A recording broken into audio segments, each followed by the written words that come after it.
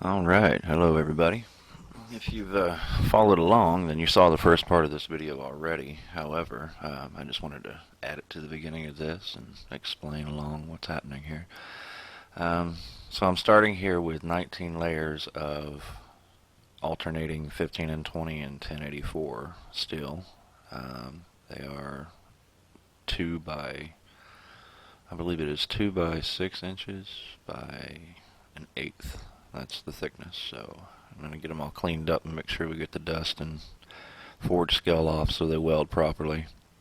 I never did say I was a welder, so you guys have to excuse my pigeon poop here, but hey, as long as they stick together, that's what matters, right?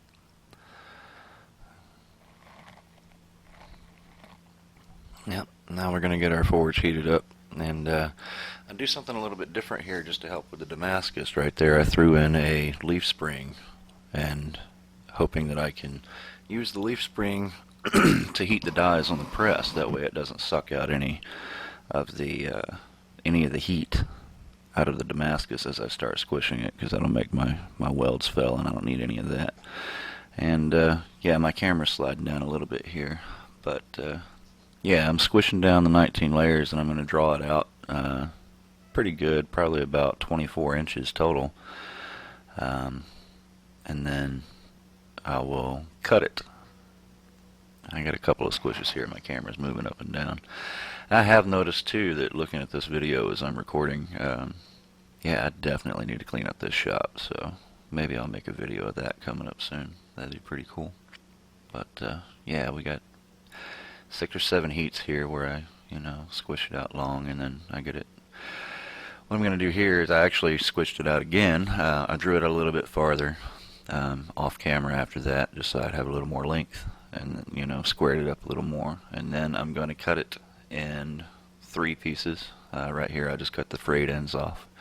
I take that back, I apologize. I cut it into 4 pieces total so that I can stack it up. Yeah, right now I'm just cutting the end off. I just really like this old saw. It's kind of a kick-ass saw. Alright, so here we're measuring out. I'm going to measure. So yeah, I'm going to take those 4 pieces that we have there, and I'm going to stack 3 of them and put one aside for another project. So that'll give me a total of 57 layers in this billet. I'll get the 3 stack welded back up, and once I get the 3 stack, well, I'll take that back and let me back up a little bit. I tend to get ahead of myself. I'm going to put the 3 pieces separately onto the surface grinder and flatten them out. Square everything up so I can weld them, weld the faces together properly and have everything flush and smooth. And the reason I cut it before I put it on there is onto the surface grinder is because if you put the whole piece on there at one time, it's going to be a lot more uneven. As opposed to a smaller piece, you can square it off a lot more even and waste a lot less material. As opposed to if you try to do the full length, the uneven spots here and there are going to cause you to cut back a lot more material before you're able to, get it flush for the welds. And I got to tell you, this little tool right here has been a lifesaver in my shop, just simply because it would have taken me hours and hours before just trying to flatten the face on that to make sure I didn't have any inclusions in my welds or any cold shuts or anything inside the layers. I don't want any bubbles or pockets. And I got to tell you, since I started making the Damascus here in the shop, don't want to jinx it, but I have been fairly damn successful and very happy about that with my Damascus. Always had the knowledge, well, not always, but I've had the knowledge for a while. I just had to have the correct equipment to make it happen for me. So now we got it going on. Get a lot more of these videos coming up. And also, I have noticed that there's a lot more dust around the shop because of all this metal shavings. Excuse my fat belly. Hi, hey, mail call. What's up, George? Yeah, George is the mailman. I believe that package was actually the handle material that came from Eduardo Soul. Good dude, and I appreciate it. That handle material turned out sexy. So yeah, what was I saying? Oh yeah, so I'm thinking that we're going to build a grinding room. Yeah, so it'll separate all the rest of the shop from the woodwork and the resin work and everything. It'll keep it away from the dust. So, you know. All right. Well, let's get back to the, me pretending that I know how to weld for a moment, I guess. Yeah, there we go. I've got those 3 pieces, so this is a 57 layer stack right here. And I'm going to draw that one out. Basically, I'm going to draw the billet down to a 1/4 inch is the plan. Or a little more, actually, more like it's closer to a half. Yeah, we're going to go closer to a half. And there's my boy Daniel hanging out. Even though I tell him not to look at the spark, he just couldn't help but stare at it. So if he goes blind, I guess that's on him, right?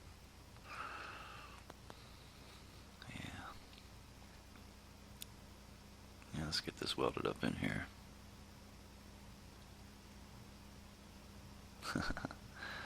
Yeah, definitely not that great of a welder, but I am definitely learning. And as long as I can get it welded enough to where my layers stick, I am happy. And honestly, I have no idea why I start with this stick, because it always breaks off after my first time on the press. So, yeah, I just get it to stick the best I can, and yeah, I'll throw it back in the fire and heat this bitch up.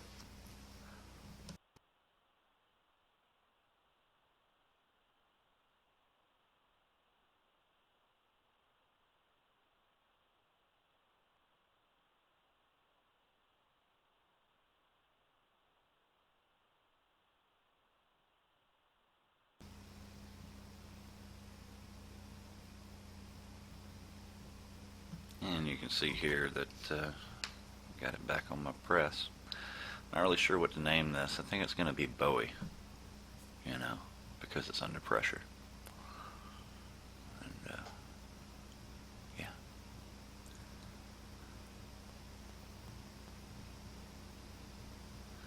Yeah, it's funny, every now and then the brightness from the billet will trick the camera into thinking that it needs to switch into night vision, as weird as that sounds. It's really weird.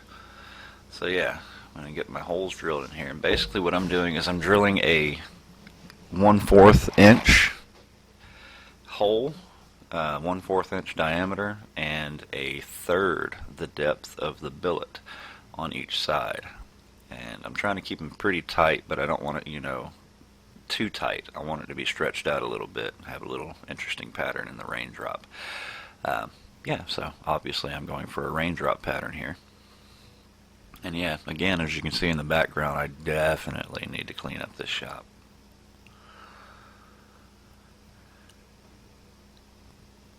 So yeah, this one was a custom order from a gentleman that works with Heather at Georgia Brass, named Trevor. Really cool dude, and he asked me if I was able to accomplish some raindrop Damascus, and I said, hell yes I can. So here we go. I think I didn't do too bad for the first time making raindrop Damascus. Yeah, once I get all these holes in here, I'm going to get it back in the forge and get it heated up, and then we're going to stretch it out by half the material. So I'm basically taking it from 1/2 of an inch and I'm stretching it down to a 1/4 inch, drawing out on the dies. And once I get it stretched out there, then wow, it took a minute to drill these holes, didn't it? Yeah, once I get it stretched out down to about half the thickness, I'm going to end up cutting it in half. And that way, whenever I get it cut in half, I have enough for 2 knives, actually. So 1/2 is the knife that I'm making for the gentleman that requested it, and the other half is set aside for another blade that I'm currently working on. Trying my first hand at a double fuller, and it's not easy, but it's pretty cool. It gives it a nice aesthetic.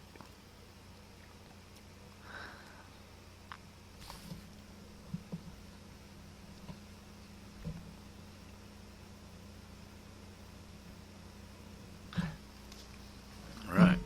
So this is where we're going to stretch it back out. And just for future reference, I hope you guys like this video style. It's kind of influenced by Tim over at Big Dog Forge. Very good dude.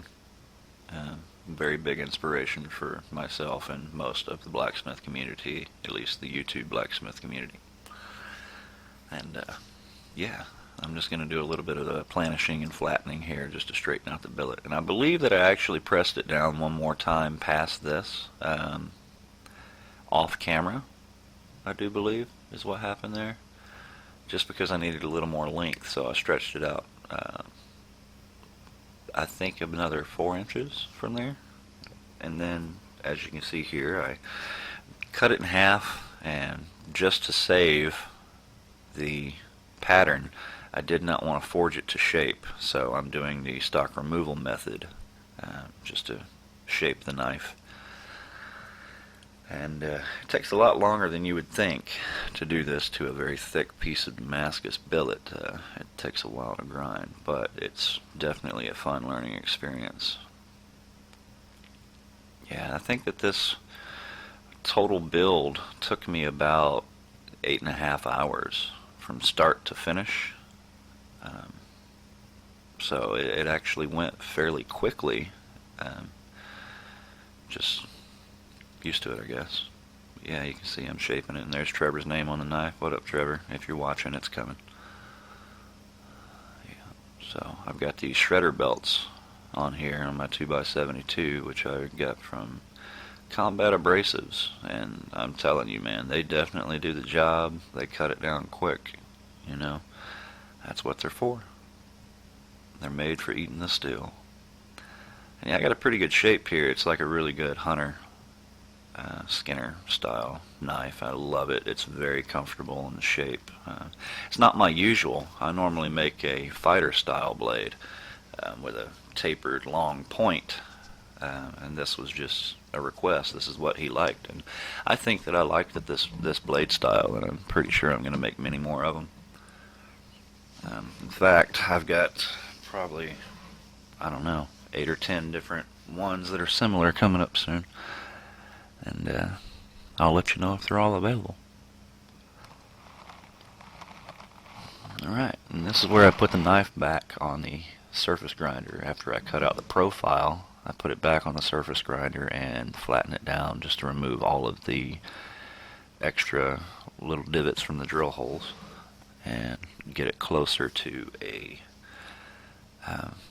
5/8 diameter. 3/8 diameter. I apologize. Yeah, I'm not good with measurements. I just eyeball it. So it's about 3/8 when I'm done. Just enough to grind in bevels and whatnot. And unfortunately, you will see me grind in bevels. I'm using a jig and everything just because I wanted precision on this blade. It was my first actual commission for a Damascus knife, believe it or not. All the rest of them I just, made on my own.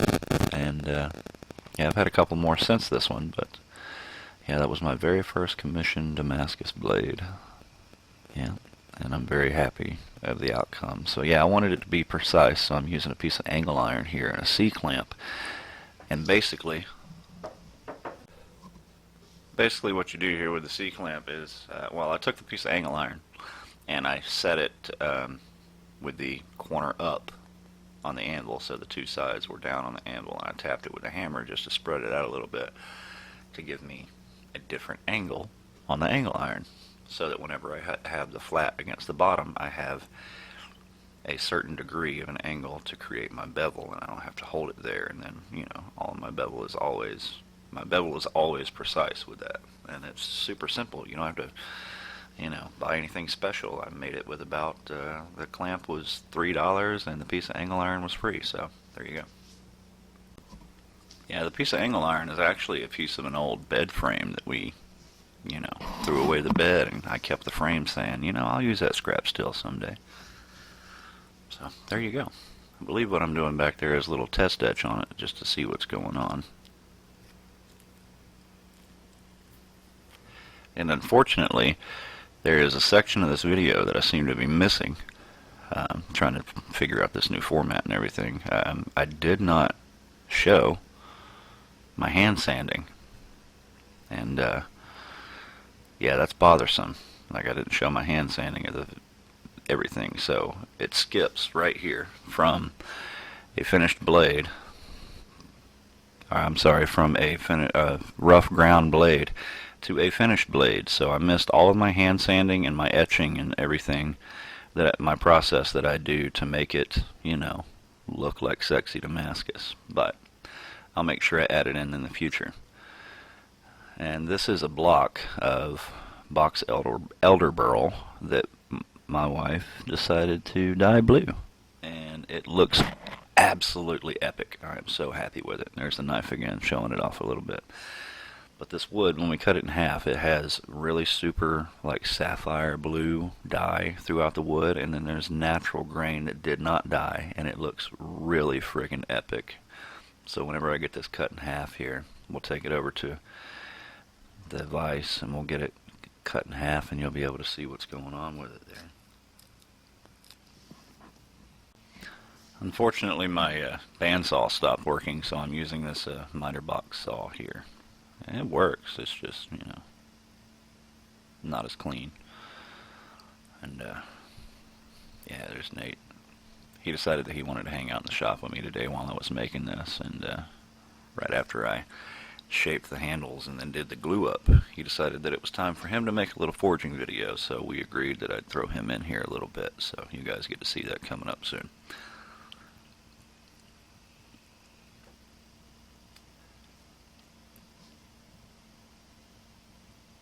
Right.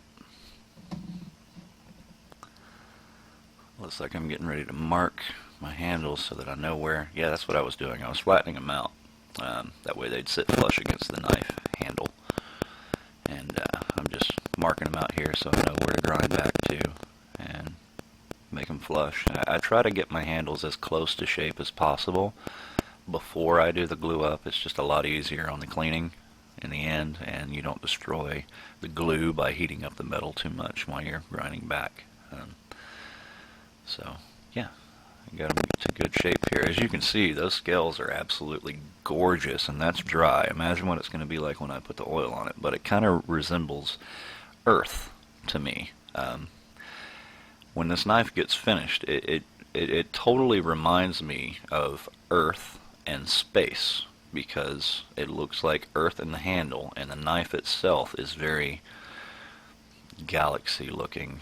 It almost looks like a night sky and stars next to the earth, which is really cool, and I absolutely love that effect, and I'm going to have to duplicate it often. So yeah, get back over here, put some holes in this thing so that it matches up, and I'm going with 1/8 inch micarta pins with this, just for aesthetic reasons. It's still just as strong. I've got a fuller ground into the handle on each side that almost goes through, so there's a lot of extra room for glue to hold. And yeah, you see what I did here. I took my grinder and put an angle on it so that I could match the fronts of the knives, and I always suggest people finish the front of your knife before glue up. You don't want to try to hand sand that stuff once it's glued to the knife, because it's nearly impossible to do it without scratching the knife, unless you're like super patient, and I am not. But you can see here I'm about to tease you with a little bit of oil on the front, and you'll see what it looks like. I gotta tell you, it's pretty epic. I must say so. It is pretty epic. Yeah, there's a little tease. Alright, now let's do some glue up here. So I'm using the good old-fashioned JB Weld 5-minute epoxy. It's always done me well, and I keep a few Q-tips there. That way whenever I squeeze all the glue, like when I tighten down the handle, the glue squeeze out comes up towards the blade edge in the fronts. So you use a Q-tip and you wipe, like I'm doing there, the epoxy off the blade so you don't have glue lines. Also, here is Nate making his video.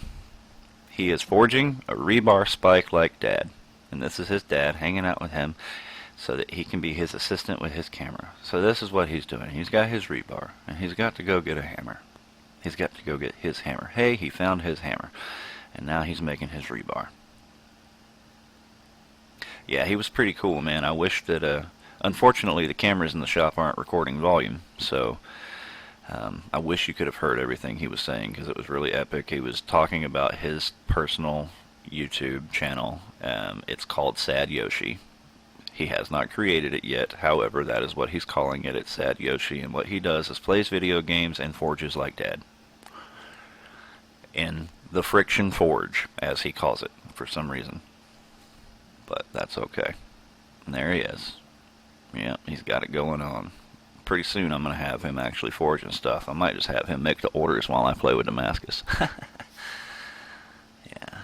and there's what he made. Good job, buddy. Nice knife. Bye. Yep, didn't he do good? Alright, now let's shape up this knife. I got the handle over here, so I'm going to tape up the blade so it don't cut me. Or damage anything on the finish. And I'm just shaping the handles right now. Just getting it, you know, close to the feel that I want. You know, I try to get it as comfortable as possible, and whenever I meet the person that requests, I shake their hand and I make sure of the size of their hand so that I get that knife as close to the hand as the person who requested it. You know, you gotta make it fit. If not, it's, you know, what's the point in having a custom blade if it's not custom to your hand? And yeah, we're getting it shaped up well. Actually went pretty smoothly here. The wood is very hard, but not as dense as you would imagine, if that makes sense to you at all. Yeah, it grinds well, is what I'm saying. It's a hard wood, but it grinds very well and very smooth and very even, and it's easy to shape. Once I get done with this, I'll always use a file to knock off all the hard edges, which is where we're going next. I said now. We'll get there.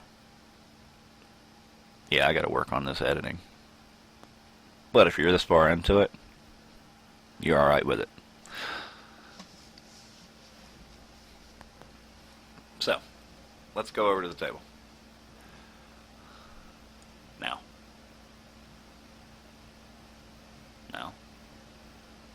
There you go. Alright, back to the table. Now we're going to hit it with a file. And I use two different types of files. I use a small round file, and I use a large half round file.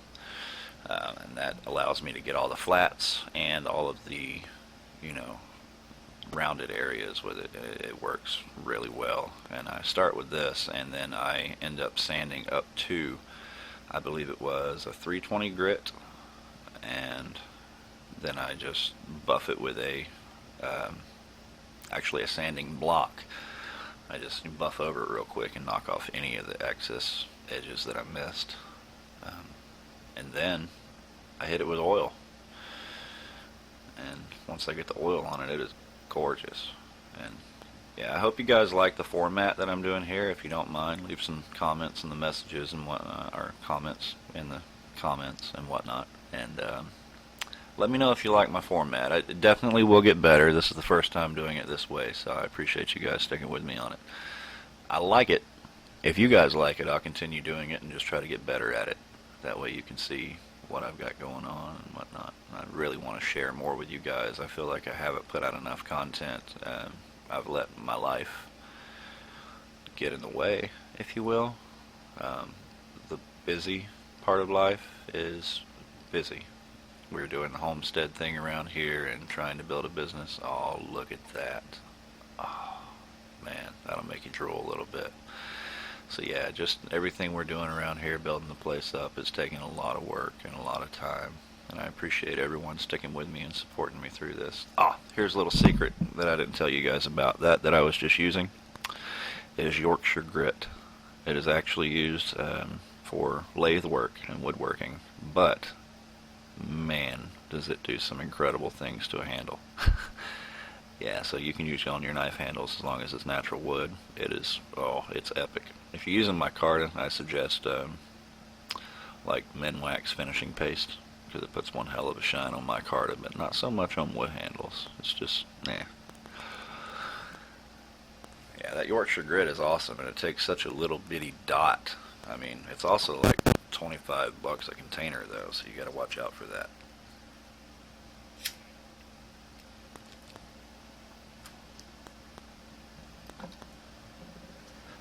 And as always, If you guys are, happy with it, like it, share it.